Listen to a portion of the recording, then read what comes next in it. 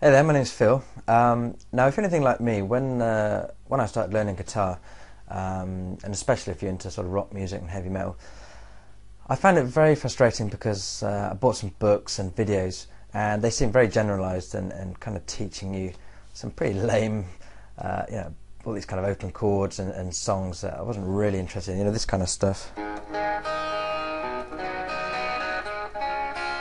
Which is all very well, but I just wanted to get stuck in and play some metal, stuff like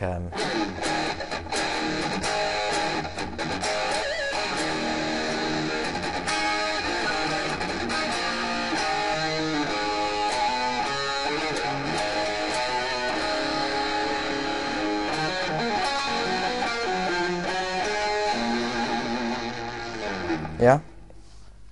So I've actually devised a system that kind of builds on what I learned, and it bypasses all of the theory, so you can just get playing with no time at all. And I've got a bit of stick from people saying you shouldn't do that, you shouldn't skip all the theory. I'm not saying that you should completely skip the theory. You can always go back to that later, but surely it's better to get up and running.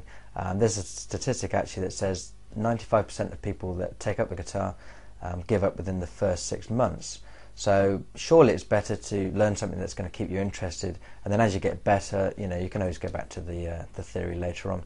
Now, even if you're not interested in my product, my system, I want to show you some stuff today that you can use and take away with you, and give you a head start. The first of which is something I'm going to steal from a Def Leppard song. I'm going to show you how you can sound pretty cool just by using one finger and 2 strings. Alright, so this first one, I'm going to use the 4th and 3rd string, and I'm going to use the first finger to fret the 2nd fret on the 3rd string, so you get this. And then simply by moving that finger up and down the fretboard, and then moving it down to different strings, so the 5th and 4th string, and then lastly down to the 6th and 5th string, you can get some pretty cool sounds going. So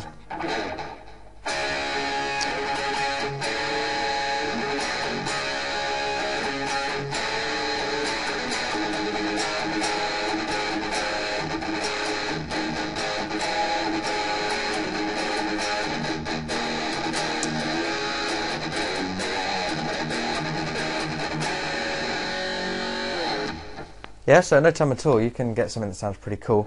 And in fact, if you use that first finger to fret across 2 strings, so say on the 2nd fret over the 5th and 4th string, sorry it's a bit early in the morning, you can get a pretty good power chord. Then all you've got to do is just move that up and down the fretboard.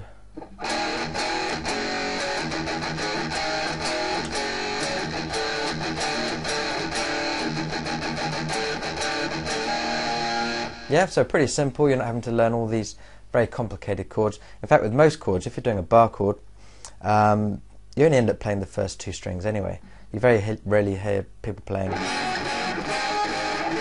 certainly in heavy metal, you're just going to be playing the bottom 2 strings.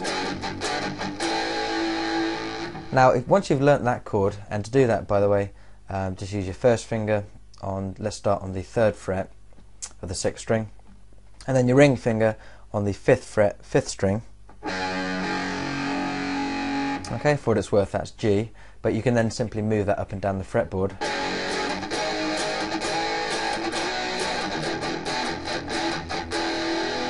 And then you can move that same shape up onto the 5th and 4th string.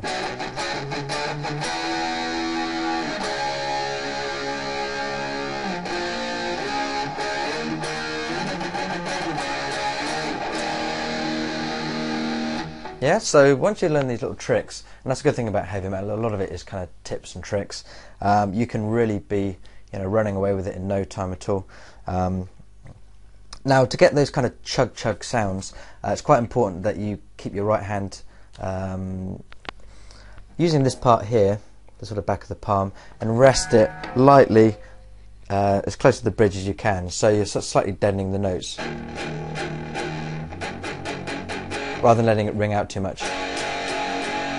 Yeah, you can even scrape across the strings, so kind of like what Anthrax does, so you get that kind of thrash.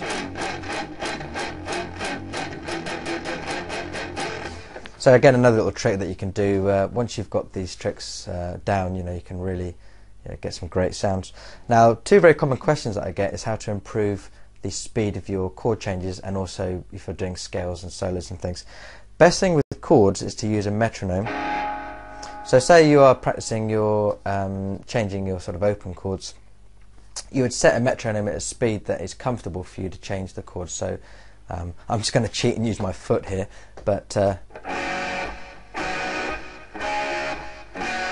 and then all you would do is just increase the speed of the metronome.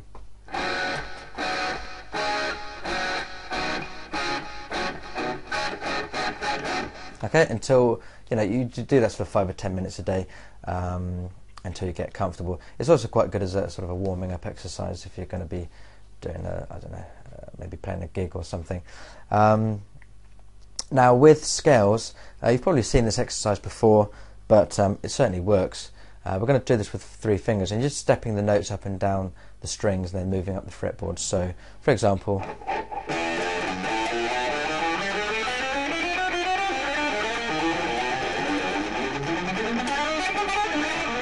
and then you would do the same thing but with the notes stepping down instead. So, oops, and so on and so forth. Obviously I need more practice. Then you can do the same thing with 4 fingers. So,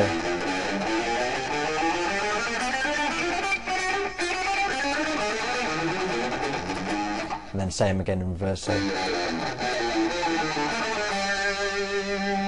now do that again a couple of times a day, all the way up and down the fretboard, and in a matter of days you will literally find that your fingers are getting stronger.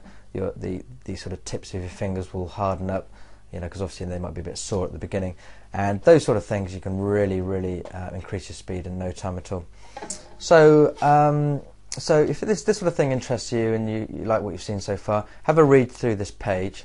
You'll see at the bottom how you can get your hands on it. Okay, slightly biased opinion, but I honestly think this is going to be the quickest way that you can get up and running playing this sort of music. And it all comes with videos as well included, so after each main section I'll show you exactly what's going on. It comes with all the images as well, as about 150 images, and it's all color coded, and again you don't need any theory whatsoever, and it comes with a 100% guarantee. So if after going through it you're not satisfied, no questions asked, you'll get your money back, and you can still keep the ebook and all the videos. So I can't say any further than that. So anyway, take care, and I hope to see you soon. Bye.